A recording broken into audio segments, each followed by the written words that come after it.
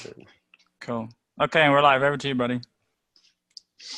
Okay. Hello. So today I wanted to talk about um, the idea of dualism and non-dualism, and talk a little bit about Taoism or Taoism as kind of like a way to explore that idea. And then just sort of, I think we'll be able to have a good discussion about that because it fits in with what we've been talking about.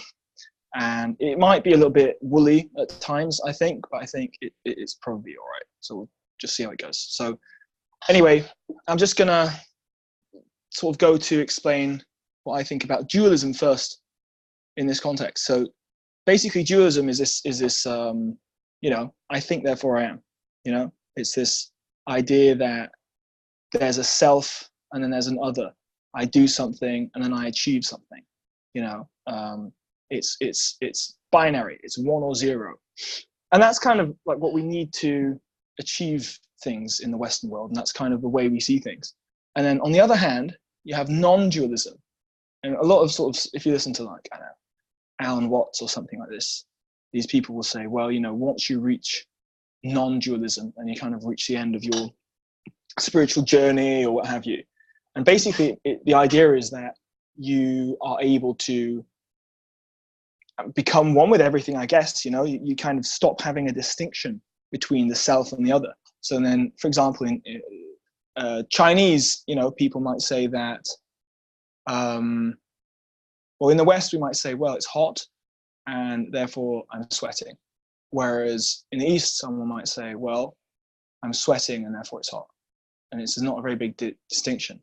But the point is it's very important. Those things are almost the same. It's the idea that there are two products of the same thing. And I think this is quite a difficult point to really get across. I think that it's a big one. Non-dualism is this idea that you can, everything that we look at is some sort of learned perception, and being able to look at things as they are requires you to look at it outside of your own eyes, your own conditioning, whether it's your own conditioning or external conditioning, or it doesn't really matter.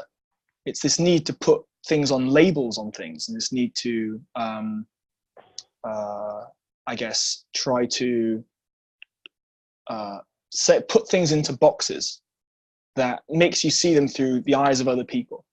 And I think that, in sort of these spiritual traditions, you have these entire systems designed to kind of enable you to see things outside of that kind of perception, outside of the perception of sort of 1 + 1 = 2 causality. And so one really interesting way to understand that is to think about, like, you have that within Taoism. And that's something I'm very interested in. And one of the key tenets of that is the idea of yin and yang. And so that's the key point of it, really. And it's this idea of opposites, this idea of, it's not just male and female. It's the idea that within the male or within the female, or within the one and the zero, there are constant changes, constant movements, and that they flow and move into one another. And then the more you go into that, you kind of begin to realize, like, well, maybe, for example, we live in a world where kind of you have a binary world. A dualistic world would be one where you look at masculinity and you would say, well, it's either masculine or it's not. But it's not necessarily an absence of masculinity. That paradigm really doesn't take into account what femininity is, for example, which is this kind of thing that things come from, this kind of, it's a bit reductionist to kind of say, well, it's the sun and the moon, or it's up or down, or hot and cold. It's kind of, if you listen to sort of Taoist philosophy, like the Tao Te Ching, it's kind of the usefulness of in a cup is in its emptiness. And so the emptiness of the cup would be the void, the emptiness, that would be the female element. And so then once you start to think about that more and more, you kind of get to this point where you don't see things in as much of a dualistic way, I guess, or at least that would be the goal. And then you see things as kind of flowing and moving back and forth between a masculine or a feminine or a negative and a positive. And you begin to see those things as equal. And sometimes those things are more tangible than others.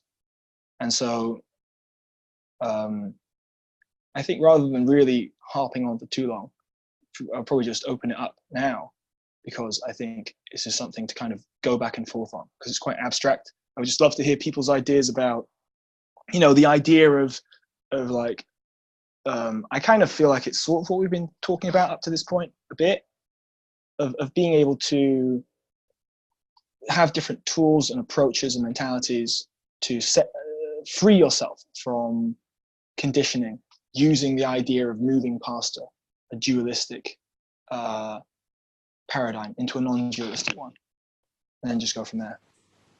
Cool. I've got one more question for you before we open it up, and that would be like something maybe from your personal life. How have you applied this, or where are you in your understanding of this? How has it helped you to see it another way, or have you changed, or do you just hold both frameworks in your mind? Like, this is just kind of like a model for sense making in the world, right? So how have you sort of applied it practically? How has it helped you?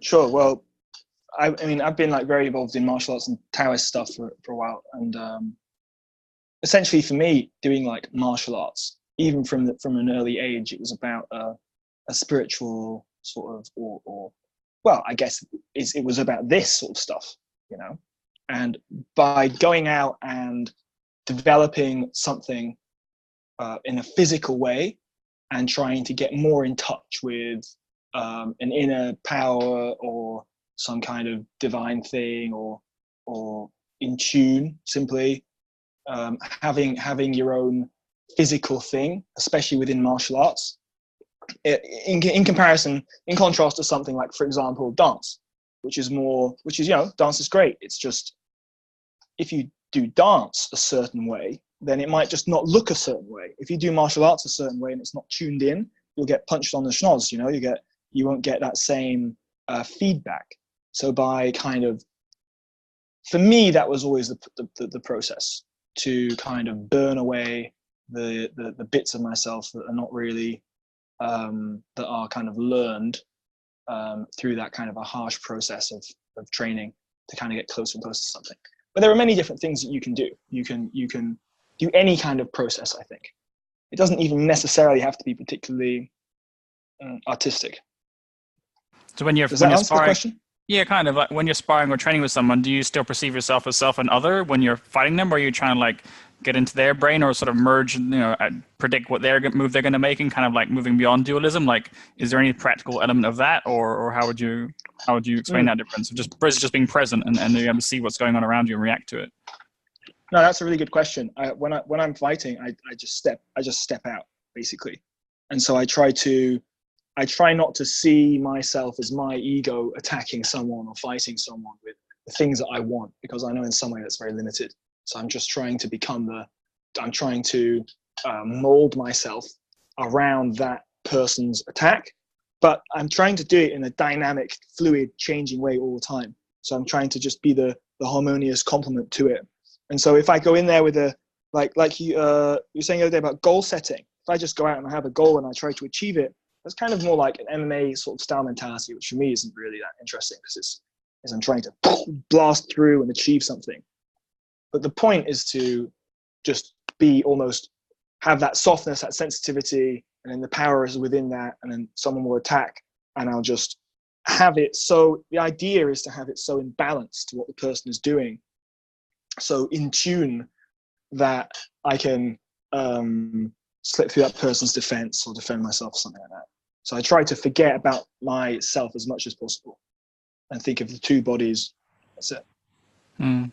Yeah, that's interesting. Like, and I guess MMA, the whole concept of fighting for belts and awards, and that's all very ego driven, right? So it's a very different kind of philosophy when it's made into a sport like that, and there's money behind it. And then, like, my understanding of martial arts is very limited. We can probably open up discussion broader than that. But when it comes to like arts like Aikido, it's all about reading your opponent and kind of, moving with them and using their energy almost, So it's very much merging beyond just the self and the other and the opponent. Like, your whole style is built around what the opponent's doing and how they're coming towards you and stuff.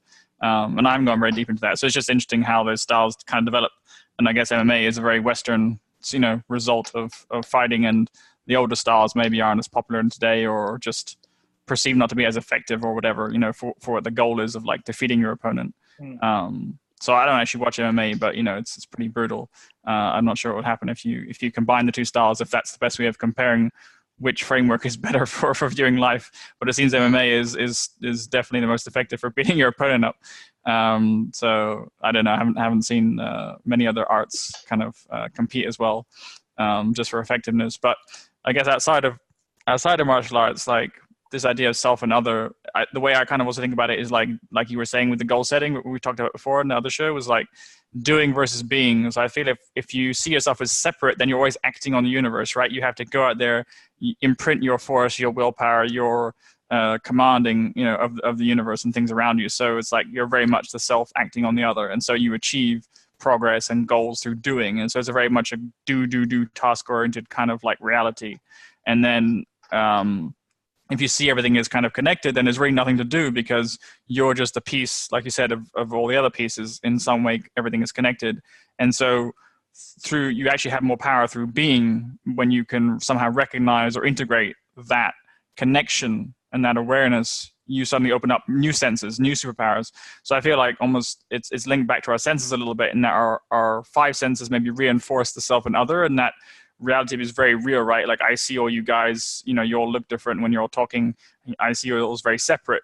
And then if I close my eyes for a second, I just listen to you and I can just hear the sound. It's like a voice in my head when you were talking, only I had my eyes closed. And so it removed a whole level of separation just by removing one sense.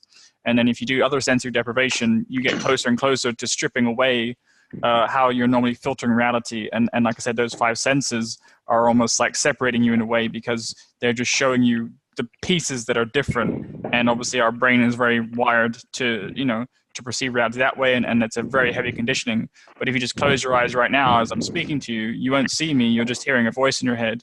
And then it's like that level's removed. And you can do other sensory deprivation, like I've experimented with some different techniques like inversion, where you take away gravity. You block your ears, you take away hearing, and I have no sense of smell, so that's already one sensory deprivation by default that I walk around with.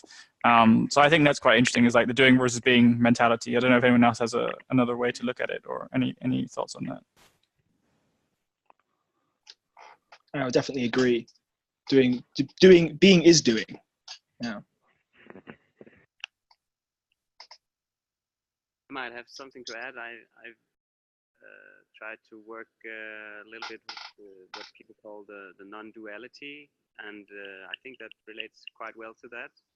And there was some techniques where you would kind of get into the body and try to sense everything, where everything was coming from. And when you took it really far, you could actually feel like even this whole thing about us, or whatever we call we, inside a physical body, that's also just some kind of an illusion. If you really question it and look at it, if you really look deeply into all these things, then there is actually just the body is there, and it's receiving a lot of impulses, but the thing that we call me is not there to find anywhere in the body. It's not in the brain, it's not in the heart. I mean, if you question that enough, it feels almost like it's just everywhere. So the thing that we call us is everywhere. And realizing that with direct experience is really something different, because you just almost start laughing and crying at the same time, because it feels like a release, a relief, and at the same time it just feels like a big joke, because this whole thing we have here, like this is me, this is my physical shape, and the brain is taking care of this, and the heart is taking care of it. Even that is just also a perception of reality that we keeping in place for ourselves, like this is my physical vessel and I'm doing this. But if you really question it and look at it directly with these techniques, you feel like that's not even true as well. So what are we then? Are we everything and nothing at the same time? And I think that's probably what unity is removing those layers that we call ourselves. And when that is removed, we can combine back into the one, to the unity. And I've definitely felt it sometimes, but every morning I wake up, my mind keeps assembling this idea of my physical body and me and all the stories that combine who I am and what I think I am. And it's just stories, basically, that we keep So if we're able to let them go and remove all of that, then we can just be purely and let everything just come and go as it does. But it's very, very tough to do that on an everyday basis. But I think there's some really interesting learnings in that, definitely. Yeah, I think that the thing about the senses, and you're saying basically the consciousness or your identity isn't necessarily housed within your body, right? So when you receive information from your senses, or as John was saying, maybe you feel more kind of subtle senses and things like this. And what we do is we look at that input, and then we say, oh well, this is my connection to this. This is how I feel about that. And then we assign some kind of label to it. And that's kind of what we need. If we didn't do that, we just we wouldn't have a mind or a self. We wouldn't be able to function. Like, it's not that, like, people talk about, oh, like overcome your ego and stuff, but I think people confuse like that Freudian ego and the Buddhist ego. You still need your ego to get dressed and get up and do things. But when you have information coming in and you're attaching your identity to it, I do think that the level to which you can receive more information without like tensing up and saying, this is me, this is my identity, is dependent on your ability to relax and let go of your identity and let go of who you think you are to some point. And then you can kind of flow with it a little bit more. And then, that point at which your mind focuses on something and identifies it, at that moment, you're trying to stop things from moving that are necessarily moving. At that moment, you've got a disconnect between you're only perceiving your own bullshit perception, and so that ability to open up. But then I don't think there's a limit to it either. I think it just gets more wacky the more you go. I don't know. I know. Is that kind of? Yeah, it makes sense. It's like letting thoughts come and perceiving them without judging them or acting on them, or but being aware of the fact of being aware of the thoughts as they arise without adding some sort of level of judgment or ego on top of them. So just letting the thoughts be and exist in the space that they are. So, or have I read that wrong? Yeah, I mean, I think so. I guess there is no right and wrong with this. Yeah. What is right, what's wrong? Yeah, I mean, it falls back to the same question of duality. I think it's just what you feel best, what sort of mode you're operating in, and what world you're operating in, right? So if you're operating in the West in let's say an office or a business, then it's quite hard to maybe step out of that way of thinking, because you have everything is kind of separated. Time is separated into chunks. You have different departments, different organizations. Like, everything is compartmentalized. Nothing is a whole organism. So it's very hard to then see the world as connected to everything, and everything is constantly reinforcing to that everything is separate. If you can find like places and spaces to sort of step outside of yourself, kind of like what Ollie was saying, like, I used to go for lunch. I was working a corporate job, and I just go sit in the park and just put my feet in the grass and just try and disconnect from everything. And just that space, I felt way more effective coming back into the office. Like, a bunch of problems I could identify much quicker, and whatever my brain was working on, it was able to just do that better when I wasn't as, in my mind when I came back from that. So I think it's more like, you can call it meditation or whatever, but it's more like finding a way to use other senses or other types of awareness. I think these 5 senses are actually pretty limiting in what they can show us about the universe, what we can perceive, right? And we're trying to use science to measure everything and tell us what's real, and everything else that can't be measured pretty much with those 5 senses, and with science, isn't real. So that's, I think, the kind of limitation that we hit. And then obviously there's a lot of things that fall outside that are quite frustrating, because we have no labels for them. Like, just the fact that you go to sleep for 8 hours a day and then you wake up, we have a huge sort of disconnect or separation between those parts of our sort of consciousness. And I think it's definitely not all housed in the body. It's like when you wake up, you're almost booting up like a computer, right, out of some dream. And so everything gets stacked on top. Like Emil says, all these stories, all these belief systems, my name, who I am, blah, blah, blah, everything you've been told since you're a kid. And if there's some way of sort of suspending that, or just breaking that reality for a second, and it's not about destroying the ego or getting rid of the ego. It's just about putting it in perspective of like, okay, yes, this ego helps me operate and get things done, put my pants on, brush my teeth, whatever else. But if it's running the show and I don't maybe have any agency over whatever my thoughts, like I'm just constantly reacting to my environment and constantly getting wrapped up, then it's more about, okay, finding some perspective of like, okay, why is it doing that? Am I happy operating like this? Or is there another way to look at the world? And it's, I don't know if there is a happy medium somewhere between the two. I feel like nature and magic and stuff like that really helps to peel back some of the layers about what you assume to be true. Like, I don't really identify myself anymore by being British, for example, or like even my name. Like, I respond to it, but I don't even really think that's who I am in that sense. So that's just some label someone gave me years ago, and it's just to identify this meat bag. Like, I respond, this meat bag turns around, and we have a conversation because you use my name. So there's useful parts of it, but it's like when you get really attached to it, that's when I think it's kind of limiting. So finding ways to detach in that sense is really helpful for me. Yeah, you used an interesting choice of language you used when you said when you were in a corporate environment, you went out of the office and took your shoes off, went on the grass to disconnect. But actually, were you disconnecting or were you reconnecting? That's the question. You were disconnected before probably, and then you were actually reconnecting when you were coming outside. Disconnecting from that mode of operating and perceiving. Yeah, correct. So yeah. It was an interesting use of how it's kind of almost slightly different to things we discussed before. My experience of, I guess, I don't know. I'm still, my thoughts are still going around and inside my head. I need to formulate them. Give me a few minutes and I'll be back. Somebody else can jump in for a minute. I think that definitely what is being inferred, Michael, what you're saying there, and is basically like that foundation of health, and you as well, Dan. I think like if you don't have that biological bank account or whatever you want to call it, you don't have that same kind of resilience to kind of send things through your system, to kind of receive them, to kind of be able to tune into things.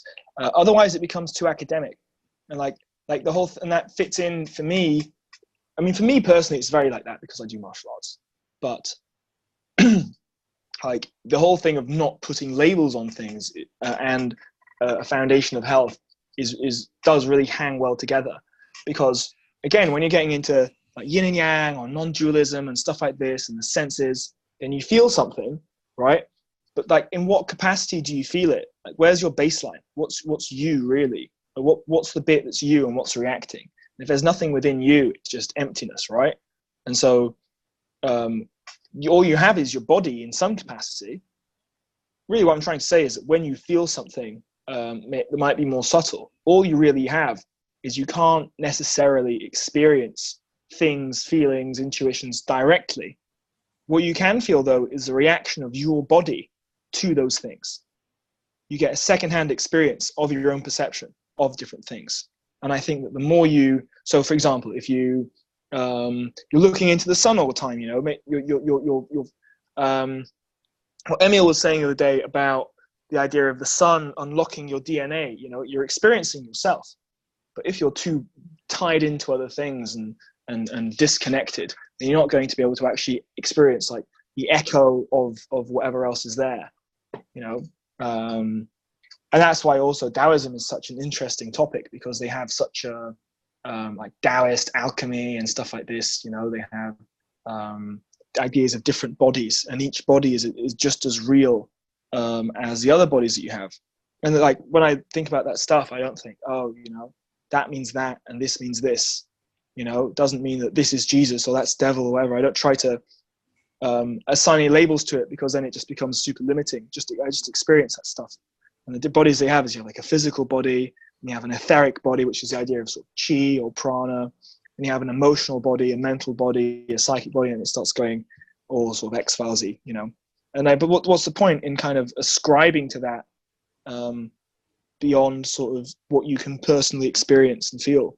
And it's totally arbitrary anyway. It's just a means of having some kind of relative context within your own experience.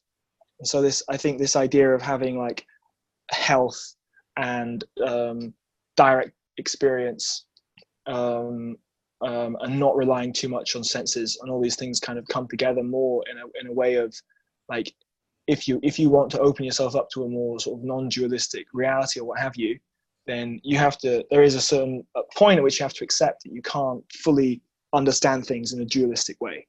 And that means like surrendering a little bit to your own perception, or I don't know. There's a point where it becomes difficult to talk about, I guess. But that's all we have, right?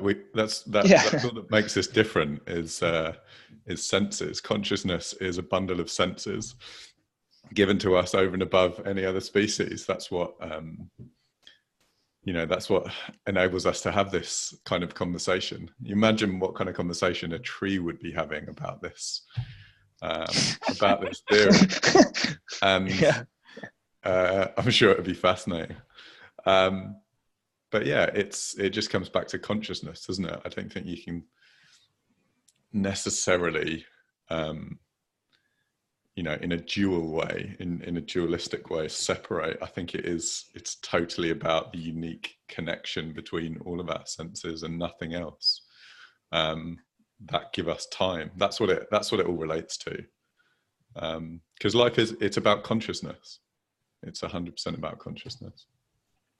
I think it's interesting to get into the yin and yang a little bit and kind of explore that, because that's the foundation for so much philosophy or thought and wisdom that's kind of come out from the East, and it's in the West too now, but a lot of it's maybe not practiced. But if you look at yin and yang, it's like the union of opposites. So it's not about trying to even overcome it necessarily, more about finding balance by understanding the sort of extremes, and they all kind of make up parts of yourself in that sense.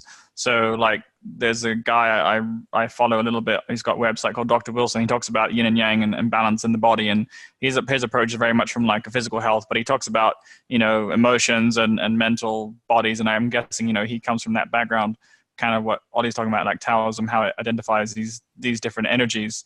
But if you look into yin and yang, it's about seeing what are the influences on your constitution, because you have consciousness, right? That's like a powerful part of our being, if you like, but you also have the sort of the body and the constitution that makes it up. So depending on what you believe about astrology and the influences of planets and stars, like we're all born at different times with different influences, and the idea of a constitution is that we're all kind of wired slightly differently. So in Ayurveda you have this like dosha system, which is like kapha, pitta, vata, earth, fire, and air, and you're kind of a combination usually of two of those. And so, for example, I'll give you just an example. Like it's very similar to yin and yang, so that's why I'm bringing it up.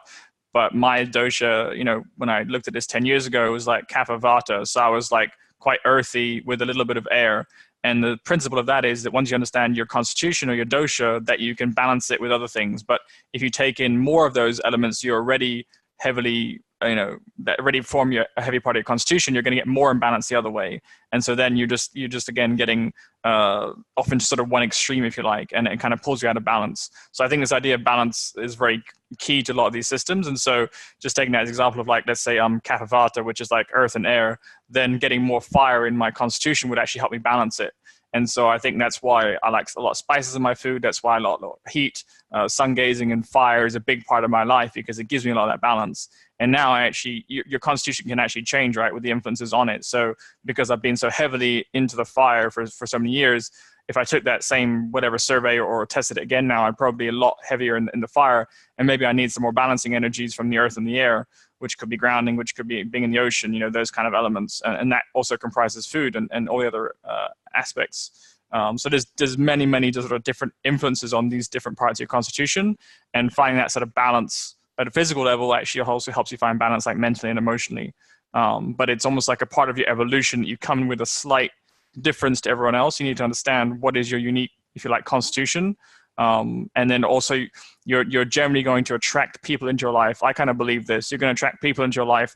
They're going to show you pieces of yourself that maybe you don't fully own or acknowledge or whatever, right? So that's a big part of like growing up or maturing, is like, if you are constantly bullied, for example, you're just going to keep attracting bullies into your life until you learn to step up and take responsibilities for, whatever it is, that energy you're just kind of giving away, if you like. So there's different ways of looking at it. Like, I guess the West looks at it a bit differently. But I think this idea of yin and yang in constitution, it does give you some sort of framework for like, okay, assessing where I am, is there any imbalances? And then like another thing this Dr. Wilson guy talks about is, the predominant influences today of like refined foods and processed foods.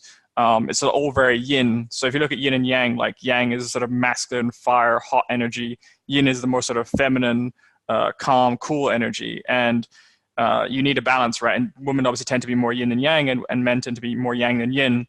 But because of the refined foods and process and indoor living and all the other sort of modern shit environment issues, a lot of men are now very yin dominant, which means they're very sort of feminized in a way. And we see that sort of gender issues happening across the board. So I think you can relate a lot of this quite practically to stuff that we're seeing all the time.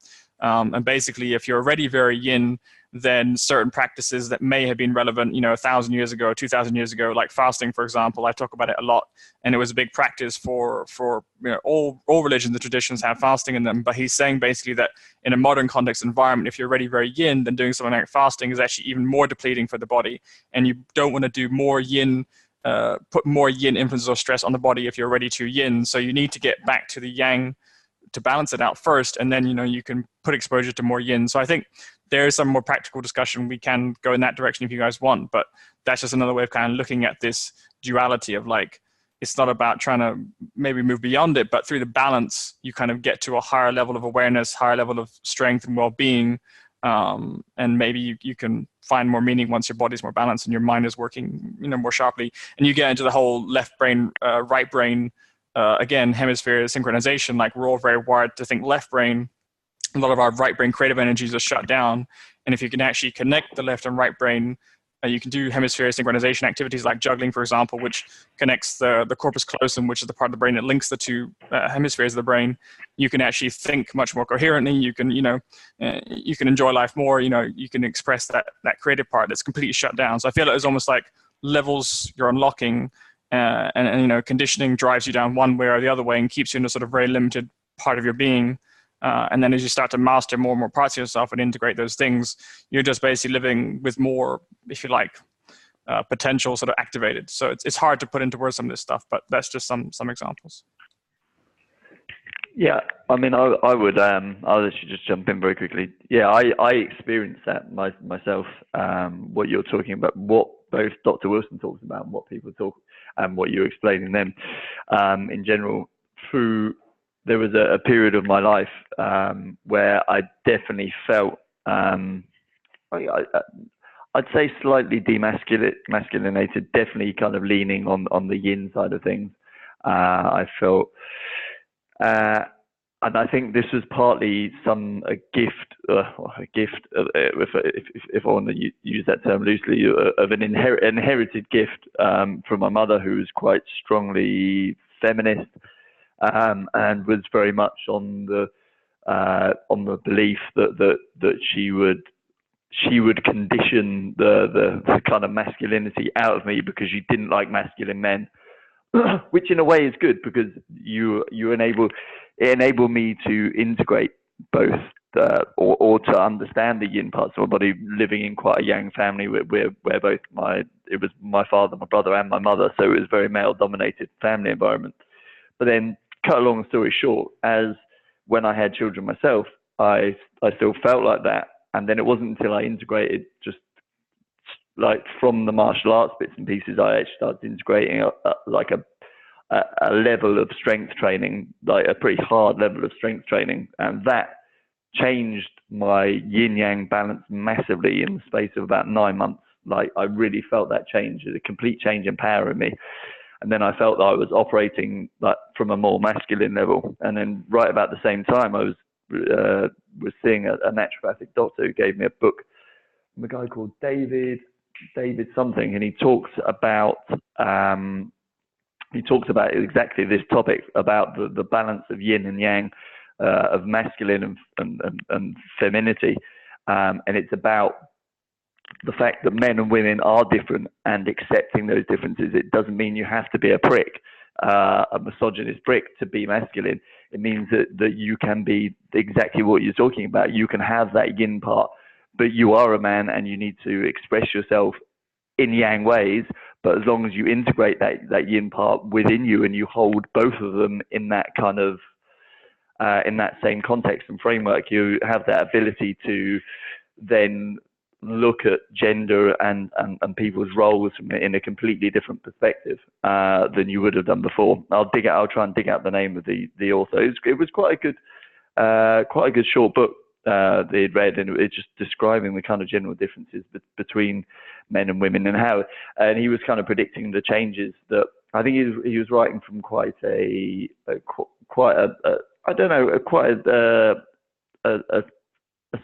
kind of spiritual view on it, and he was saying that you will see that things start to go the other way as they are now with kind of gender polarization and the kind of demasculinization of men through the media and the complete polar opposite way, where in actual fact people just need to remember.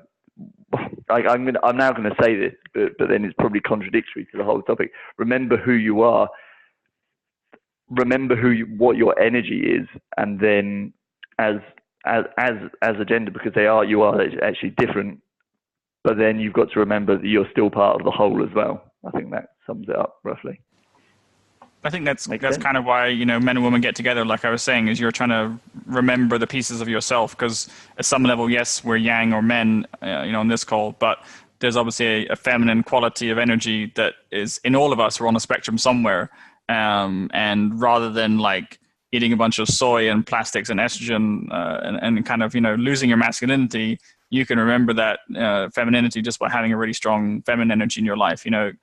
Usually like it comes from growing up from your mother and your sisters or whatever. And then as you get a partner and you have kids, those influences also kind of balance out that energy. So I think, it's definitely retaining what your constitution, from the dosha perspective, and also just the yin and yang side of masculine and feminine energy. But you can get that balance by attracting a partner to teach you those lessons as well. So that's another way of kind of remembering or integrating that. But if either of you lose that, like if you're both yin or both yang, then how can you ever balance each other out? You're always going to be at some level of conflict because you're just, two extreme sides of the pole almost. It's almost like just like north and south polarity. You need that other polarity to balance you out until you're whatever fully enlightened beyond dualism, and then you're probably not even in your body half the time or whatever. So I think there's some practical ways of thinking about this while we're all still operating from a fairly self and other perspective. I think that's how we generally still operate. We have moments of being like when, like I said, you close your eyes and your senses are stripped away, you generally have less ways to create separation with your sense making.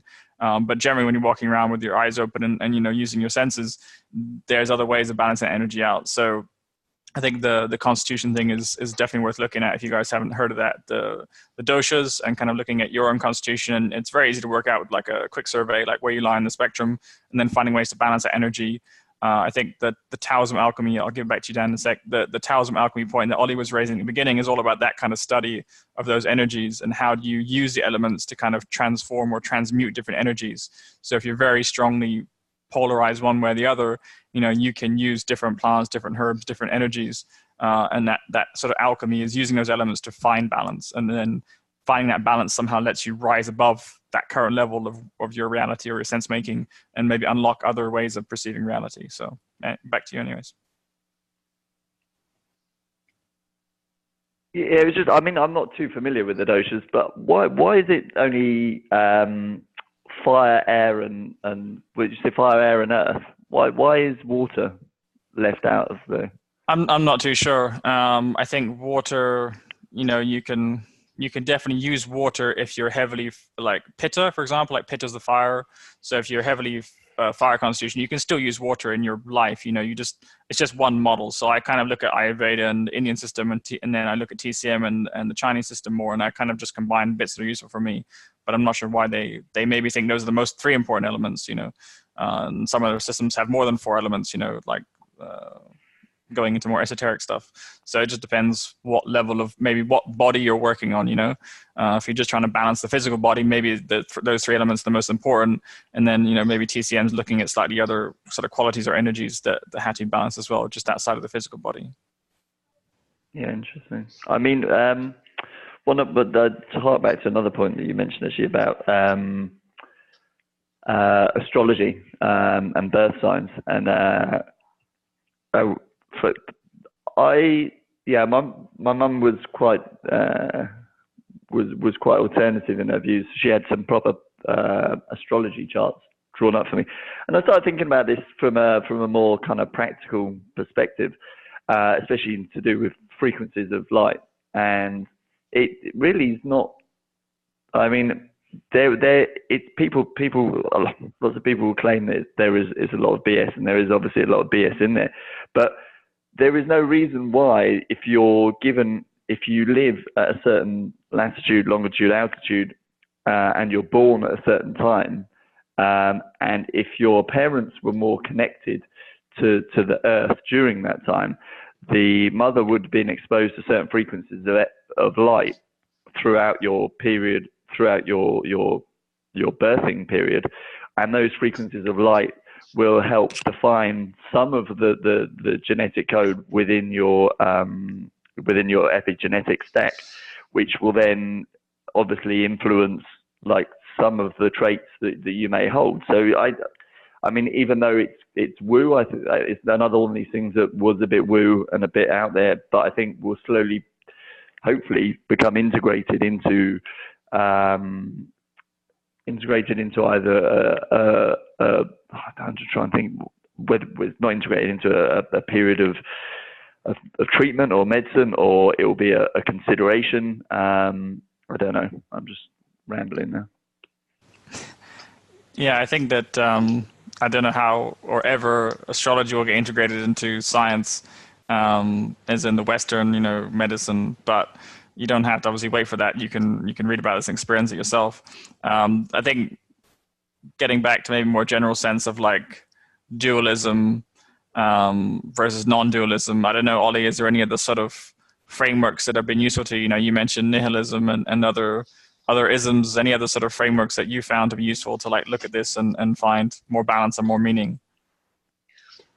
I think that mainly it's been Taoism for me. I did an art exhibition trying to figure that out a while ago, which I can explain.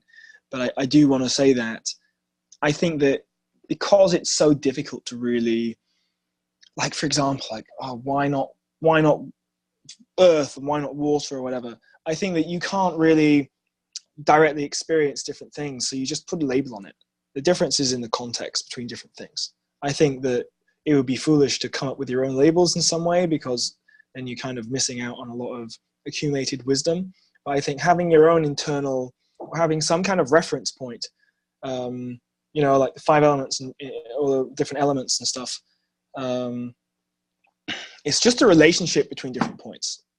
And that's how you're able to get into balance with things. So I do think some people will argue you should just do one thing or whatever, and I think that's fine. I think understanding where you're at, and someone saying, you have more wind, more air. Maybe you do have more air in your body. Maybe air is just a metaphor for something. You just need something to hang on to. And it makes you think as well. Bruce Lee, he said, "Be water, my friend."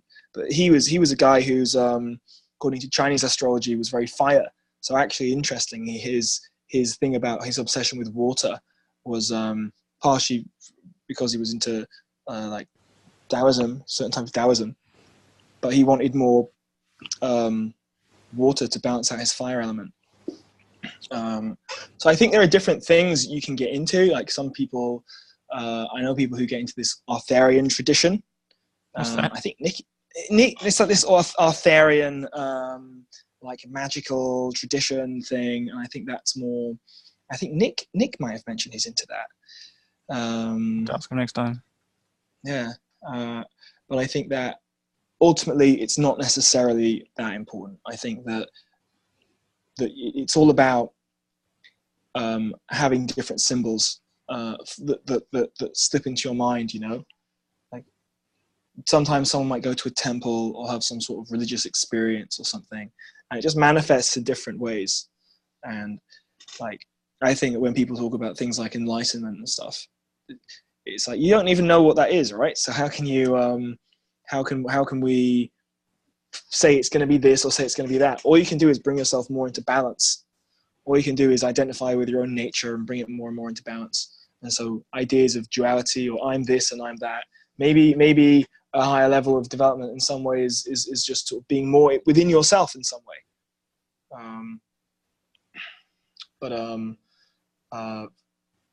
I can't really speak too much about other stuff, but I would definitely say Tai Chi is really good for that, because that's literally a thing where you do these movements and your ability to apply the movement is limited by your understanding of the concept in a much more real way than maybe something else. Because if you don't understand like the subtleties of the yin and yang within this thing, or like this outside of your body is yang, whereas this side of your body is yin, and you have to feel the difference, and you have to move them together in harmony and stuff. And then if you don't quite understand it, you can't apply it. So I think getting into your body is the best way, personally. I have an example I want to add, which is probably a lot more simpler, but I've felt it a lot recently, and I remember loving it when I was a child. It's like when you jump on rocks by the beach, you know, these big rocks that are there, you jump, and if you're too in your mind, you just can't do it, because you keep thinking, oh, can I make this leap, or can I move my feet in the right time? But if you just shut it off and start jumping, you feel like, whoa, I'm in this flow and everything just happens. So I think that's also one way to connect with the or disconnect with the duality and the brain in general, and just go and do something, because the body can do these amazing things when we just let the mind go. And it made me remember from a speed reading course I was doing once, where he said, well, if your mind labels each word and speaks it out loud in the mind, it will take much longer time. So if you leave the labeling aside and don't speak the word out loud and just take in the words, you can actually, there's people who are taking this so far that they can actually just go through a book like this, flip all the pages in once, and then taking all the information, because the subconscious is taking in so much more information. So the mind is limiting us, and the mind is creating the duality. So if we can somehow, either with Tai Chi or other techniques, try to step out of the mind, then all these amazing things happen automatically. But the stone hopping is just a very simple and interesting way I found, which I think everyone has done when they were a kid, jumping on these rocks at the beach. And you could do it somewhere else where there's also rocks, but it feels like effortless, like, oh, it's like, I don't even know how to explain it. You probably all tried it before as well. But it's just playing, right? It's just what kids do. It's more being than doing, like you said, getting out of your mind. Yeah, I mean, that's I did parkour for like 5 or 6 years, and that's what I loved. That's what I loved about that. Just you are in a complete flow state, and when you're doing it, and it's exactly the same as just running on those rocks.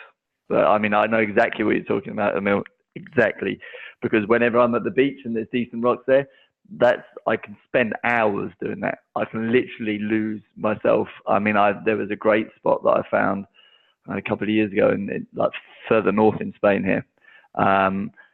And there was a small kind of climb over it. And once you climbed over it and then you were at the thing, there was just some great drops, some great scenery, and you could just climb on the rocks for miles and miles. And everyone sat down to have a drink in the cafe. And I didn't even realize I'd been gone for about 90 minutes. I thought I'd have been only in there. I think I literally lost all sense of time. I thought I'd only been doing it for 10 minutes. I came back completely shocked that everybody was ready to go. It's amazing when you feel that state. Funnily enough, I went to Morocco in the weekend just gone, and went to take the kids to the park, but the park was shut. I said, we don't need the park. There was kind of nice Moorish kind of architecture with small walls everywhere and fountains that were turned off. And me and the kids just spent the best part of about an hour just finding different routes and jumping, balancing, climbing. Again, I just was completely in the moment, just of one mind, single. And there is many, I guess, the duality side of things, stepping back into that conversation. It's about, there are many ways to find that connection, either through body work, breath work, meditation, yoga. There's 1,000,001 ways to enlightenment. If anybody ever knows what enlightenment is, and if they find it, let me know.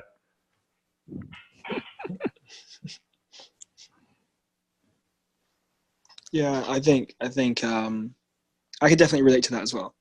Hopping on the rocks, and then feeling like your body just sort of landing very gently and being in tune with things. It's very relaxing. Definitely very relaxing. It's all about maximizing consciousness, isn't it? Again, we talked about this in previous episodes. You can't focus or think about anything else because your conscious mind is not able to. So those situations, that's why they're so powerful. Yeah, I think you don't need to don't need to be anti-intellectual about things. I think if you do that, then you can go more into your intellectual mind. Although you have to take a break from it sometimes. It's kind of like creating more of a balance, you know. What other situations do you guys enjoy where you're in maximum consciousness and you can't think about anything else? Breathing. Been like that for me, especially yoga and sunlight and grounding. It's just puts me right in the spot, and I just start moving intuitive, different positions I don't even know about, and I feel cracks and stuff. I kind of let the pain guide me, and then some days I've just been doing yoga the whole day without even thinking about it, just like moving around. And my girlfriend made a joke the other day because the sun was out. As soon as I saw the sun, like the body just started moving like really weird, and she was laughing at me and said like, you're getting crazy like Michael. So, no, it's just yeah, yoga definitely puts me into that flow because you have to feel everything you're doing, and yeah, it's very interesting. There's definitely like forms of yoga. So my routines actually could be quite rigid, for example, but when you have this sort of foundation, like, yeah, you can go very freestyle. I guess parkour is kind of similar. You learn certain movements and then you can just go into, you know, off the map type of parkour and just play with what you have around you. So that fluidity, it's definitely nice because it's sometimes when you're following more rigid form, again, it's easy for your mind to kind of put on autopilot and then you're not maybe fully present. And then, you know, you're just stuck in your head again. Like that happens to me sometimes. What actually helps me is like first thing, get outside, because as soon as I'm inside or on my computer or checking my phone, then instantly I'm just back into the mind. And then even if I'm going outside later and do yoga, it's much harder to get out of my mind in that sense. But yeah, like finding a sort of practice that you have a good foundation from and then going freestyle or having more fluidity and just going with the flow. Like I definitely use sun gazing a lot to kind of get that connection or get out of my mind a little bit. Because it does something physiologically, you know, it completely shuts down cortisol, completely shuts down your stress state. And that, again, is a lot of what activates our brain, looking out for dangers and stuff. So when that is really quiet, then all kinds of other thoughts or just states of mind of being kind of come out. And then at some point I'll have a lot of energy and I might feel quite restless and I want to go for a run to kind of feel like I've got a lot of energy in my body and my body wants to move. And that's something that I wasn't really paying attention to. Like I wasn't really aware of it, and I used to just spend a lot of my day indoors sitting all the time. And again, this is why people are really in today, because we're not really moving very much of our day. Like even if we're exercising for an hour a day, for example, which is like a big achievement for a lot of people, like, wow, I do an hour of exercise every day. Well, you're still sitting down 12, 13, 14 hours of the day. So I still don't think that's like a very necessary or natural state or how we evolved to use our bodies. So that's something that's coming to my awareness a lot now, that I just spend a lot of time sun gazing and stationary, but then I really want to move as well. I don't want to go back indoors at all. Like I don't want to be inside. I don't want to be sitting. I want to just be constantly out interacting with the environment. And now I've gotten to running recently, which I used to hate running. And it was also hard. Like I used to be always out of breath and feel like unfit and it was a struggle. And now like something about, the environment, the energy here, working with magic and sunlight and stuff, but I actually really enjoy running. Like it's super fun and it's, you know, it's not, I wouldn't say it's parkour, but I'm running on dirt trails where you really have to watch your step and you have to be a lot more present than just maybe running on a treadmill or something where again, you can just switch off, you know, and go completely into your mind. So there's different types of movement. I think we've become very conditioned to very sort of rigid movements, like going to the gym, lifting weights on a machine, running on a treadmill. Like those are very different types of movements and energies than going outside freestyle and really, you know, engaging and being present. So yeah, so I love running now, which is really weird for me. Yeah, I mean, I'm the one of the worst I'm probably one of the worst students of anything, because I go to things, I integrate bits and pieces from various martial arts. I mean, most recently did capoeira for about 3 months, picked up bits and pieces, but then once I found the class was a bit too rigid and it was too much structure, and then I kind of wanted, I wanted to just kind of step away from that. I mean, would be the worst martial arts student ever, because generally the repetition, you're better to practice one move 10,000 times than you are to learn 1,000 moves and only practice them 3 or 4 times. But I think for the purpose of just general movement practice and moving around and feeling your body and just being in a flow state, I think it's nice to be able to jump into something, pick up a couple of things, go away from that, integrate that into stuff you do, and then maybe come back to that at a later stage. Is not be too prescriptive. I mean, so I'm really digressing from the actual topic conversation there. So there's no real topic, but I think I'll carry on, because I was going to ask Ollie how he felt about that. Yeah. I'll hand it on in a second. I think, like Bruce Lee, he's very similar. He developed his own style completely of martial arts. So he practiced a few things, figured out what he liked, and then he's like, no, I don't like this. I'm going to do it like this. And he came up with his own style. I think all of us have that ability to sort of create something very unique to us. And it's also very powerful that they can be handed down as like a tradition. But maybe we've lost some of that sort of creator ability because we're not tapped into that side of our brain. Like, we're all very left brain. We all like to follow systems and things are very organized. And that comes back to that sort of duality. And maybe we're stuck on one side of that, where we can learn and follow and repeat and memorize. And that's what education kind of indoctrinates us into. And in some ways, there's some useful foundations, of course, like following a martial art or picking up, some practice. But we have a much more powerful access to information that we can pull down, and we can say, okay, yeah, this is right for me, but I want to do it like this. And we can actually constantly refining and improving on whatever foundation we have, and not being scared to do that or feeling like somehow that's inefficient or something, not as good or something. I don't really believe in that. I mean, I don't know about you guys, but creating to me is everything. And I think I've only just realized that recently, from business to relationships to building a house or painting a picture. The creationism within me is the thing that actually gives me so much consciousness.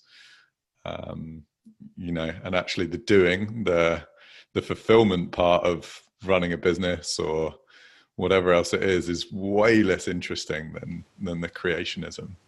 So would you say that's more like doing things physically hands-on with your body, or it's like the creation of an idea and then executing that and building something? Because I also hate steady state stuff. When I get to a point where it's just steady state and I'm managing a business or something, I'm just bored. There's nothing new coming through for me here. That's exactly what it is. Yeah, I mean, it's both, and it does come back to consciousness. Like, I'll give you a really boring example of me doing a property development where I put I'm literally starting to bore myself immediately. I converted an office block into 22 flats in England. And, it was new. So that was slightly creationist. I hadn't done it before. There was a lot of risk, as in there was a nice amount of risk for my risk tolerance, which is relatively high anyway.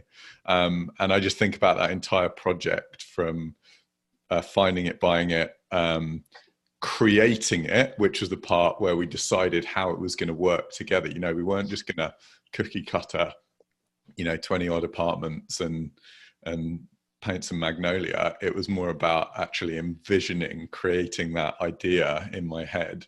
And then I would have actually loved to, and I did to my peril. I got involved in some of the doing because I liked the creating. I was like, I'll help lay the flooring. And I was like, what am I doing?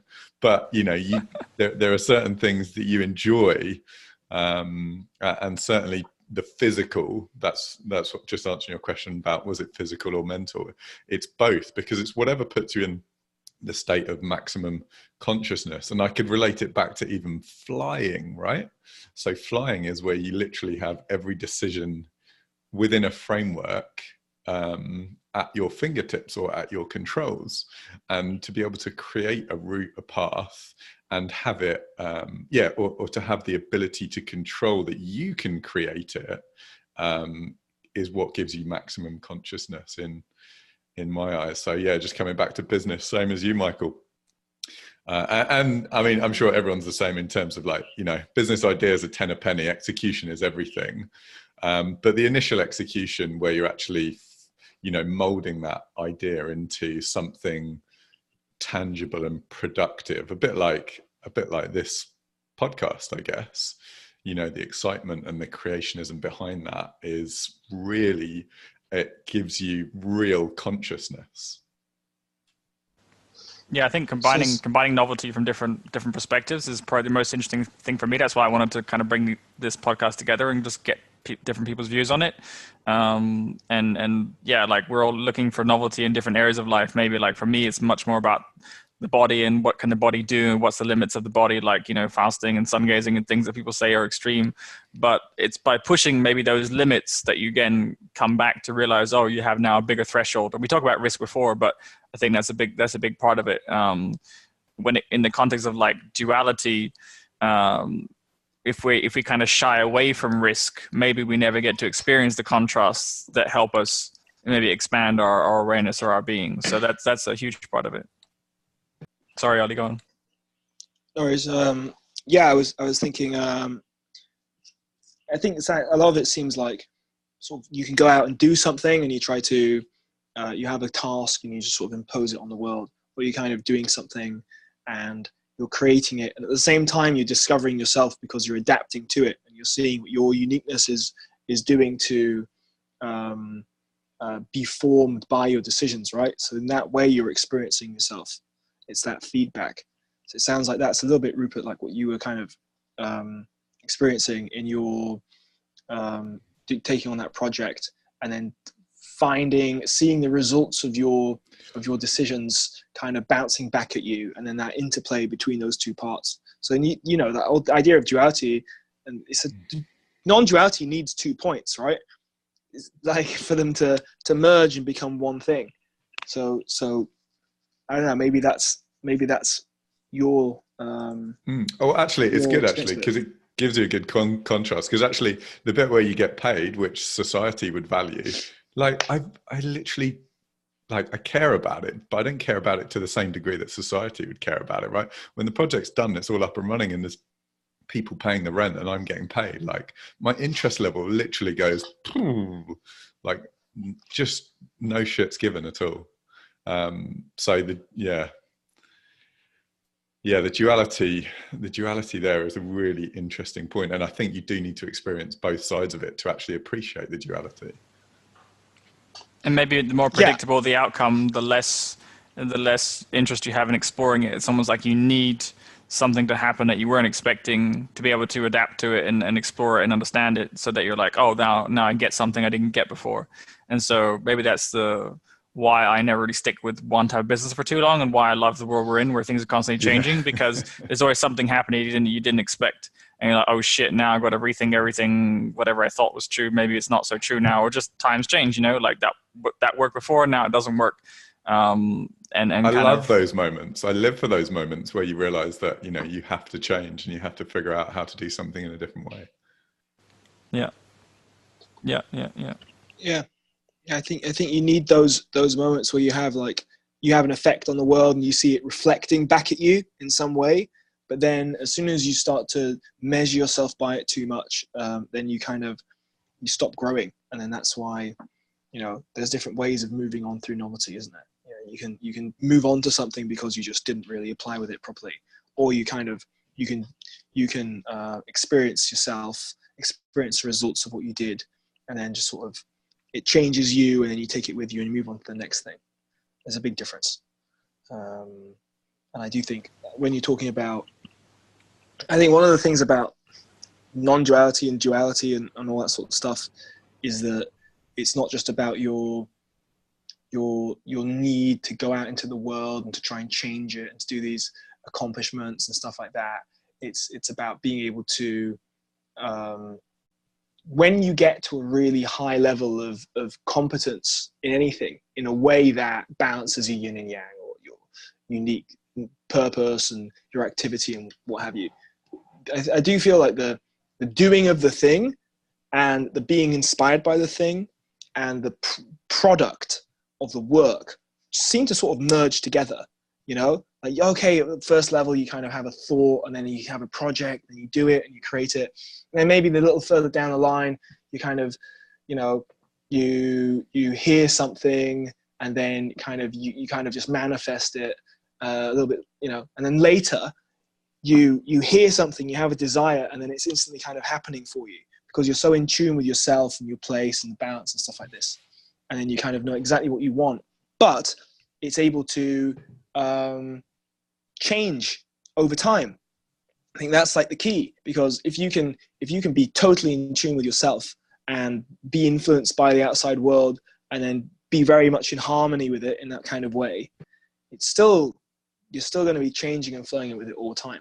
It's like Bruce Lee said, it's like his style of Jeet Kune Do, one of the things he would say is like, it's changing with change. So it's like, there's no single point you can hold on to. That I think is a really important way of looking at the world generally, is obviously things are always changing. But what's interesting when you said when you reach a certain level of competence, like, again, we maybe think we have mastered something because we are doing it better, or we perceive the results to be better than what we see around us. So we're like, okay, I must have some understanding quite deep now. I must have figured it out. But actually, the more you know, the more you realize you don't know. And that applies to almost anything. There's almost an infinite amount of like depth you can go into that you can never really get there. To say I am a master of this, right? Like, I go really deep into health and I realize I still know very, very little. And obviously, maybe compared to other people that don't go so deep, I have figured certain things out. But just the deeper you go, the more you realize you don't know. And so there's sort of a humbleness required to actually learn more. And it's actually getting away from the doing, because when you do something, you actually think you have it figured out, and that's where you're doing towards a certain path, or like, this is what I need to do, right? Because you think you have some understanding of what it takes to get somewhere, or reaching some mastery. But actually, there's just certain things you can never reach with that mentality. You have to kind of let go, maybe assume that what you know is very, very incomplete, and then with that assumption, where can you learn more? Where can you what can you expose yourself to reach a higher state of mind, state of being, whatever you want to call it, like, to go deeper into any field. And maybe, you know, for me, that's the body and health. So like, I've been talking recently, like trying to find really old intelligence to tap into, because I feel there's so much more going on to our being and who we are and where we come from that we're never going to find out by talking to humans, by listening to humans, by watching podcasts. There's just so much information that won't come through this form, like this style of communication. So words and verbal communication is super, super limiting, right? We actually pick up way more nonverbal communications when we're around people in groups. But if you just take some of the human intelligence, you know, you can't possibly know everything that's out there. But at the same time, I think there's way more intelligence than just the human consciousness that we're kind of constantly tapping into to pull ideas from. And so this thing of doing, like, people want to try and fill their day and listen to podcasts and be more efficient. Like, it's funny, I was actually chatting to a guy before the show, and he's listening to some of these shows, and he was saying, you know, I love the content and stuff, but I feel like I really have to listen to pay attention because the audio is not very clear, and I want to kind of, you know, have it on background. And I'm thinking, well, that's not this is not the kind of podcast you can learn a lot from having it on the background, trying to multitask and be more efficient or productive while doing something else. I didn't say it, no, but that was the first thought that came to my mind, is like, some things you just have to pay attention to, and then, you know, put everything to one side, put your attention on something. But there's a limit to what you can reach from humans, just listening to other humans, full stop. So when you're trying to go really deep into something, maybe there's intelligence and there's other places and energies you can expose yourself to, and you're not going to get that from your regular operating mode of like doing. That's kind of my point. You got to find where those other energies and influences can reach you. And so for me, it's like really old intelligence is like, for example, the sun, or, you know, fungi, which is like billions of years old. And these systems, they're not talking to you like a voice, like right now. It's just a different style of like, it's almost like inspiring creativity or energy comes to. That's kind of where thoughts come from. We don't really understand where is this creative process of thought originating from. We think it's in the mind and the brain, and we're really clever and we're coming up with all this stuff ourselves. But actually, I think humans are just pulling stuff all the time from the universe and other forms of energy that are much more intelligent, much older, and we're just glimpsing into it, just pieces of it, and pulling those pieces into then a thought and then creating form from that thought, right? That's the whole process of, like you're saying, taking on a new project and turning something into reality. But if you spend more attention in just like that sort of energy potential of ideas, where is this coming from? How do you tune into it? There's just so much more going on than you can reach with words and with doing. So yeah, that's for me most interesting part to spend time on these days. I mean, I think there's a really good saying in the Tao Te Ching where he says something. I'm paraphrasing, but by looking inside myself, I can see the whole universe, right?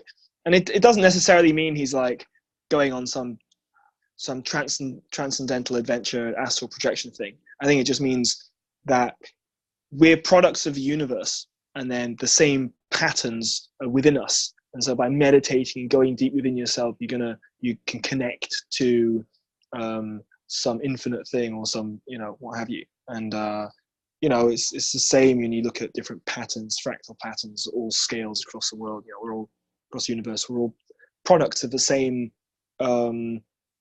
laws. And I mean, what else is there to say? I don't really know where to go from there. It's just kind of, because what can you say? It just kind of, we do have this thing where we download stuff, I think, or where we are able to tune into things. And I think that the more sensitive you become, the more in tune with yourself you become, the more you're able to pick up on sort of subtle things, whether it's an echo within your own physicality or your mind, or whether you're just very healthy and robust, and you can have a very wide range between yin and yang. And that's another thing that sort of like Taoist masters will do. They won't have, oh, this person is this yin and this person is that yang. But it's the ability they have like a massive range. They can make themselves super yang. Expanding your spectrum, yeah. Yeah, and they can make themselves super yin and just move back and forth. And they can actually change that within themselves to adapt to whatever's coming to them. And there's no vocabulary for that kind of thing in the West. And then again, you don't have to believe in it either. You can just have a go and do something. Are you talking about in a physical sense, or how does it manifest there when you see them change from complete yin to complete yang during practice, during a physical practice? Or are you talking about they can change themselves in certain situations? They're adaptable to say, speaking to people in different sort of environments, or what? How does that actually manifest? That's what I'm interested to know. Sure, like in different ways. Like you can see it in someone's demeanor. You can see it in the way that they hold themselves, and as you progress, you tend to get a better feeling of the difference between the quality of yin and yang, and then each one has its own specific kind of feeling.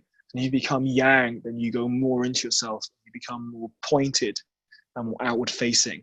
And when you become yin, you become softer and you become more in tune and receiving, and less substantial in a certain type of way. Someone said to me, like, yang is like light and yin is like sound. I don't know. The thing is, it's like, it's just something to hold on to within your mind of some sort of, just for the purposes of comparison and context. But at the same time, there is a thing that I've seen people do, and they change in their you can see it in their face, just in everything. It manifests in everything. I guess that's the short answer. It is a bit woo. I understand that. No, not at all. I think when you say yang is more light and yin is more sound, but then within light there is degrees of yin and yang. That's the fractal nature of the universe. Yeah, exactly. That was a nice segue back into something I wanted to say that Ollie said before. When you look at pictures of, like, the high resolution medical imagery of of different biological systems within your own body. And then you look at the kind of high resolution images that NASA captures of various star systems, the kind of micro and macrocosm of things, the patterns within them are very, very similar. And that it's always that kind of running thought that like within your body, you're actually running individual universes, like galaxies from other other galaxies and other dimensions, and there's this constant growth of like something inside you that then grows, and you're a smaller part of something else, which is a smaller part of something else, and this kind of like this fractal enlargement from like or exponential fractal enlargement from one thing to the next, and that's something you will never experience because it's not within your remit, in your current way of understanding, to experience the very small or the very large. That was just amusing that I had. Yeah, like if you look at the neurons, the way they wire together, it's almost like entire galaxies forming new connections and communications and stuff is happening all the time in real time. And the universe, the visible universe anyways, is constantly expanding. But if everything's fractal, then in a way, like you're also constantly expanding. And that's something I think that relates to our curiosity for growth and understanding, in the mental space or whatever it is. There's always this drive to kind of reach new levels or heights of understanding and meaning. And that's just another expression of what's happening at the larger level when you observe like how the universe is expanding.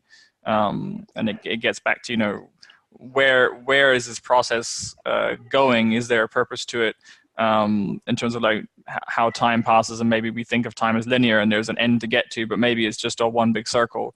And so, you reach a greater understanding to somehow merge back into the whole or moving beyond, duality. So it's just kind of a process of how things unfold. And what parts we can perceive based on where we are in that process. But I think the sun is always evolving, the universe is always evolving, and we're part of that communication. And if we're kind of connected to it, we almost have a better understanding, or we're just more at peace with it, and that process of constant change and dynamism. And if we kind of hold on to what we think we have achieved and what we know, or our possessions and our wealth, is almost like we're limiting further growth because we're restricting and saying, no, I don't need anything else. I've kind of figured it out already. This is what I'm chasing or striving for. And that's kind of what society has given us, is these very limited models of what happiness or meaning is. And so you go down that path of working 40, 50 years and you realize, oh, there's so many other parts of myself I've never bothered to develop. And now, maybe I don't have my health or I don't have the time, or whatever it is. So it's like being able to see what you need, like in terms of like basic needs and having those met, and then not getting restricted by labels or identities or conditioning to say, okay, this is all that there is to pursue.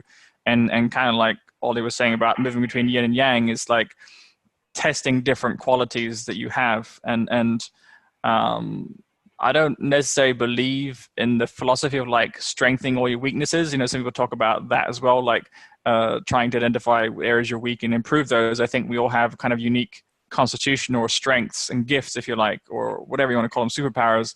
And it's more about, like for me, for example, I can stare at the sun for hours. I don't know anyone else that can do that. And there's other people in this group that can do other cool shit I can't do. So it's not like I need to go figure out how to do all those things. I just need to go deep enough into one area, and that's going to open up understanding for me and constant expansion and growth. And that's enough, whatever gifts or blessing that I've been given, and I can share that with other people and they can experience that too.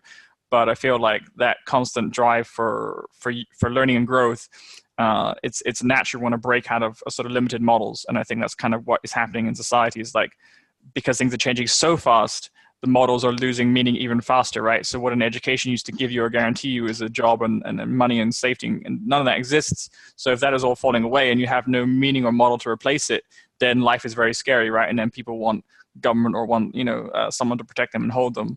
But if you have constantly been pushing the barriers in your own mind and your own body, then you realize, okay, I'm actually very resilient. I can handle more or less whatever comes at me. And I believe and I have faith that I'll handle whatever comes.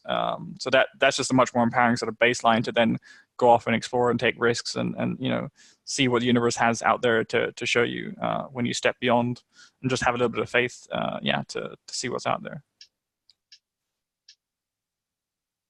I agree. Yeah, so change is always changing. I really like that.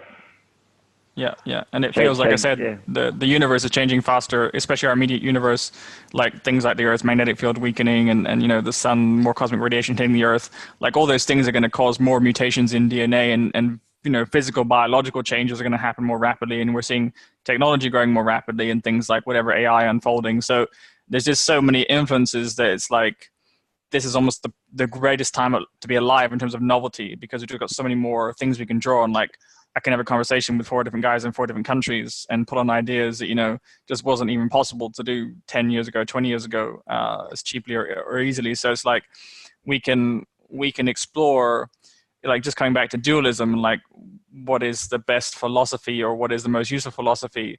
I think I really liked Alan Watts for a while. I used to listen to him a lot, and he always talked about the experience of understanding through contrast. So it's like without having the ground, you can't understand the air. Without having, you know, death, you can't understand life. And it's almost like we're usually scared of one or the other. Like we're scared of death, and therefore we can't ever really understand life. Maybe that's another really easy sort of way to frame this in terms of dualism, is like there's constant opposites or polarities, and to really appreciate one, you have to really explore the other, and one is normally maybe more scary or just unexplained or uncertain. And when it comes to death, I think we're constantly so scared of death that we never really live, and that's probably another topic to have a show on. But that's like, for me, the ultimate way of looking at dualism is like creation, destruction, death and rebirth. Like it's happening all the time, even within this life, this physical life, however long we're alive or in this body, there's constantly death and rebirth of like ideas, understanding, letting go of stuff. And if you're just holding on all the time,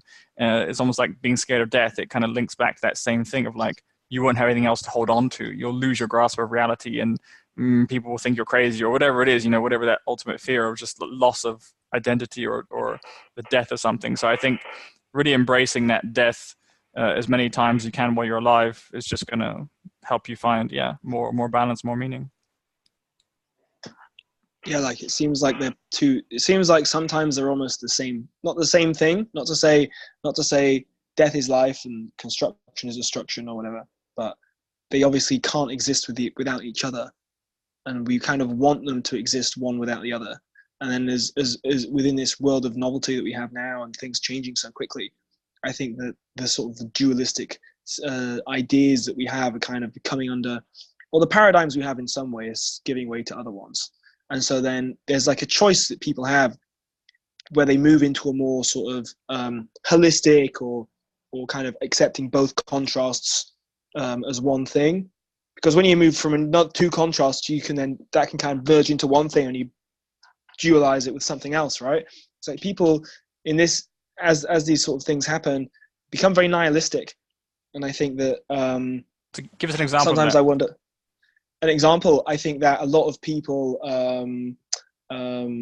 well, I lived in Berlin for a while, you know, and a lot of people there kind of sort of going there to find themselves and stuff, and nothing means anything anymore.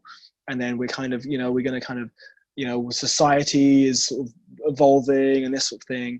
And you reach this point where you see people, the architecture that they have available to them is to just sort of step into sort of Nietzschean nihilism, that nothing is real, and just sort of just drinking party culture, you know.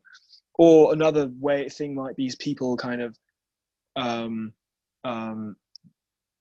like God is dead, right? And the Christian monotheistic God, and so we just live in this mechanistic world. So people get a lot more depressed. And then sometimes I wonder if people sort of, here in Taiwan where I am, you see people going to temples. They don't necessarily seem to believe in it, but they just do the ritual. It seems to fulfill some sort of need for them. Not to posit that religiosity is kind of the answer to things, but that nihilism itself is maybe it's something that people tend to fall into very quickly. Because if you're in a dualistic world and things stop meaning things, then the only option that you have left is nihilism.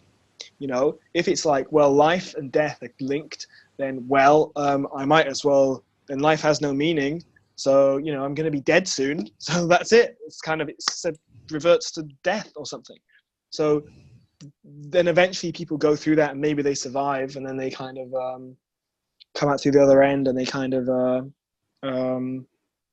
reach a moment, hopefully, where they feel that it's kind of the same cycle, and then their perception and their experience and their intention and their product and all these different things and their environment are all part of the same self-expression, and that trying to put labels on things and meanings on things kind of just becomes foobar, you know.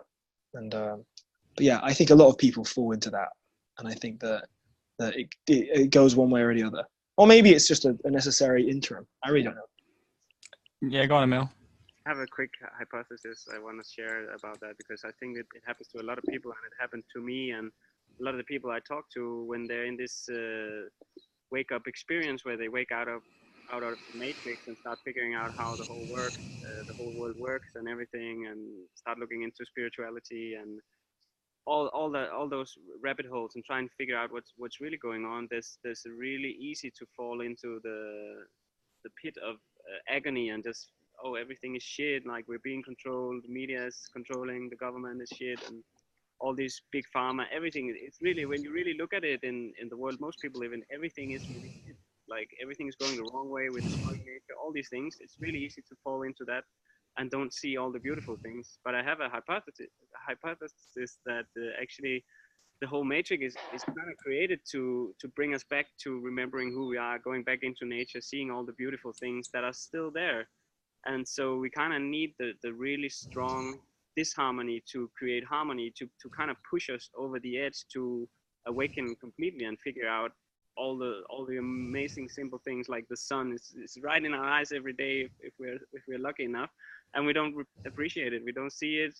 The ground is right there. We can just take off our shoes and connect straight into the mother, which has given birth to everything around us. But it's like we're so disconnected. We don't know anything what's going on, and we live these fake lives of in our minds where all this other weird stuff is going on. But for me, it's been needed to push into all that shit to be able to remember, like, oh, I actually don't need very much. I just need to take off my clothes and go outside, and that's fine.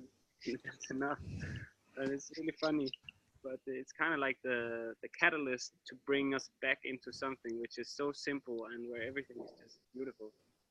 That's kind of what I mean by creation destruction. Like they both have to happen simultaneously, and maybe our parents' generation or 50 years ago, you know, coming out of the war, there was a much more stable order, and there wasn't so much of a need to search for meaning, because the current systems, there was enough belief and faith, and they've been running for so long. But now they're kind of running on fumes, and a lot of that meaning is breaking down for people in their belief in the current system. So that is creating the drive to look for meaning in other places, and I think that's actually pretty cool, because there's so many other answers out there. So if the curiosity is there, you know, no one can really stop you looking for answers. It's only your own despair that maybe you give up on life or something. You reach that point of, like Ollie was saying, this sort of fatal nihilism and just saying, you know, there's nothing else to live for. And I think we haven't really had a system to replace religion. Like, I think religion is kind of a useful bridge for people when it comes to self and other, and this duality of, like, you know, I can find some meaning through this belief system, and it's been thousands of years, it's been kind of refined. There's at least some foundation to me look into and have that belief. And there's already studies showing that people that have a religious belief are generally happier, even if that belief is, you could say it's naive, or it's, you know, it's taking advantage of them in cases with the church and things like that. You know, there's all sorts of issues with it, but just that basic belief and faith people have that keeps them going. There's nothing really to replace that. I think science and government has done a terrible job of trying to cut religion out, but without replacing it with any real understanding or meaning of deeper parts of who we are. So again, giving you a very limited model of who you are, and self and other in that context doesn't work very well. And like we see a lot of people just, you know, abusing their bodies or whatever else is, you know, just chasing very limited goals and parts of our being that we think is success. So when those things break down, those are always catalysts to move in another direction. And now we're just seeing so many different models break down at the same time. You know, it could be politics, money, climate, whatever, destruction. Like there's just so many things that are obviously wrong. But I think you're right. It's like it's a necessary catalyst to then the creation of a new way of thinking, and people won't ditch the old until the current is just so painful and just so obviously useless. And we're kind of seeing that with Brexit now as an example. Like, I don't follow politics at all, but it's super interesting for me to see how bad it has to get for certain people to let go of this idea that politicians know what they're doing. Like, for me, it's been obvious for a long, long time. And only now with Theresa May, like, demonstrating daily incompetence, people are like, oh, maybe politicians don't actually have a clue after all. And what's all this voting about, right? Stuff that took me, I figured out a while ago. And now it's nice to see that this utter, failure and death of this belief is going to create other belief systems. People are maybe going to organize more communally and look around outside their country, outside their borders of belief systems of I'm British or I'm this, and find people that are more aligned with their values. It doesn't have to be the same dude on the same bit of rock whose ancestors lived in this bit of rock for generations, but you can cooperate and communicate across borders. And I think we're seeing that cryptocurrency is another example. So I love seeing new systems like this sort of emerge and trying to support that with my energy and really building those new systems, because I think they'll give us more sovereignty to then, in terms of time and freedom to explore other parts of yourselves. Like things that I do now, like sun gazing or spending time in nature, like it wouldn't be possible if I still believed all those other systems, because I wouldn't be looking for meaning anywhere else. If I was voting and I was in a job and I was doing other things everyone's doing, I'd still be doing that. That's what 90% of people are still doing. So I think it's great to see those systems break down, even though it's painful. And you can see any transition in history, there's usually a lot of, violence or whatever you want to call it. So there's some sort of loss or perceived loss that has to happen for these systems to kind of lose their coherence. And I think that's going to happen very gradually. It's not maybe as obvious as we hope it to be, but at the same time, that creates a lot of opportunity for new models to emerge. So that's super exciting for me. Ollie, go on. I just wanted to say unfortunately I'm gonna have to go because I've got an appointment in 20 minutes. But I definitely agree a lot with the whole idea of things are gonna have to collapse a lot more, and things can't just continue to grow on what we already have. This whole, kind of part of me hoped it would happen around 2012, and then the drop would be less painful, because now they've created so much more QE that it's just gonna fall from a much higher height. But it's also, I don't think it's just about that sort of thing. I definitely think that the collapse of there's two ways to ride the wave, aren't there? Anyway, I would love to continue, but thank you very much. I hope you guys continue, and I'm gonna go. So nice one. Cool. All right, buddy. See you. Good to chat. Bye-bye. See you.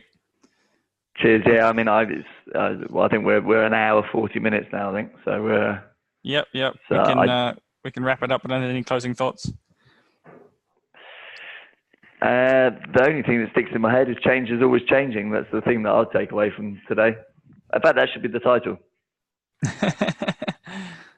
Yeah, I like that too. Dualism is Ollie's topic, but it's kind of an abstract one. But I guess you can apply it to many different concepts. Like it's just another way of looking at life. But I don't think you can escape duality while you're living, breathing on this planet. In that sense, it's just kind of a part of our being. So it's kind of like the Buddhist philosophy of desiring not to desire. And then you end up in the same trap of like you're still in this body, you start to function. So it can be useful, but it's just how much meaning you ascribe to it. And we could probably do another show on like how society is unfolding at the moment, because that's quite interesting for me as well. But for today, I'm good, chaps. So it's great to chat. I mean, one other point actually, while you're saying it about Sure. it's like a never-ending conversation. We just keep going on forever about equanimity. Now, I think Emil, you've done a Vipassana retreat, haven't you? It really got me that I spent a lot of time thinking about that, about how about the middle path, and about how you're not supposed to react to the highs or the lows. But personally, that didn't gel well with me, because I like to have highs and lows, because it gives you that contrast to duality, so you can find a mute point. Whereas just to be completely emotive and unresponsive to everything didn't really work. And I think the way they taught it is probably just wrong, in that you can think you can have highs and lows of emotion and life situations. It's about, I guess it's probably about not reacting to them from an immediate reaction, from a place of an immediate reaction. It's about stepping away from them at that particular point in time, or making your judgment on them from a place of consciousness, rather than a place of kind of action reaction type things. Anyway, that's That was just a point I wanted to say really quickly what it meant for me was like it's kind of like leaving the labeling on the side and just acting to things exactly as they are, because the mind keeps labeling all the time. You can have two persons having the exact same day, and one person will label it as bad and another person will label it as good, and it will change this whole perception. It will change the hormones being spread out. It will change the physiology completely. And one example I have is I was doing a 15-day Vipassana in Germany, and they kept telling me to do the dishes after eating, and my mind kept saying, why do they tell me to do the dishes all the time? I hate doing the dishes. And then while my mind got more, I learned to love doing the dishes, and I was in this flow. I was doing the dishes, and everything got really clean. And I realized as soon as I resist doing the dishes, I was creating the suffering by telling myself I hate doing the dishes, all these things, all these stories that come. But if I could somehow calm that down, doing the dishes were absolutely amazing. It was 100% cool. But as soon as the mind came in and started saying, oh, this is not good, this is not fun, you have to sit down and meditate to learn something. But I learned so much from doing the dishes. And I think that goes back to the thing we talked about in one of the earlier episodes. Like, if you can learn to chop wood and carry water, like, and enjoy that, then you'll unlock the key to life, which is enjoying everything without labeling anything bad or good. Then you can just experience everything as it is. And I think that is what equanimity is and what they mean about that. So we can probably end on that and then continue in another episode. Yeah, I like that one. That's a good one to end on. No, I agree entirely. I mean, I get pleasure just from walking up the stairs these days. Just walking up the stairs. No, in all seriousness, just walking up the stairs, just being conscious of walking up the stairs, of feeling every muscle, every sensation. Like, it becomes enjoyable. People my children look at me like I'm strange. I don't always walk up on two legs. I sometimes do it on all fours and sometimes backwards. But I always enjoy walking up the stairs. But I think that's it's about finding enjoyment in the smallest things. It's in the everyday things, the things that I think that's the key, because everything is indeed if you don't label it as bad. Exactly.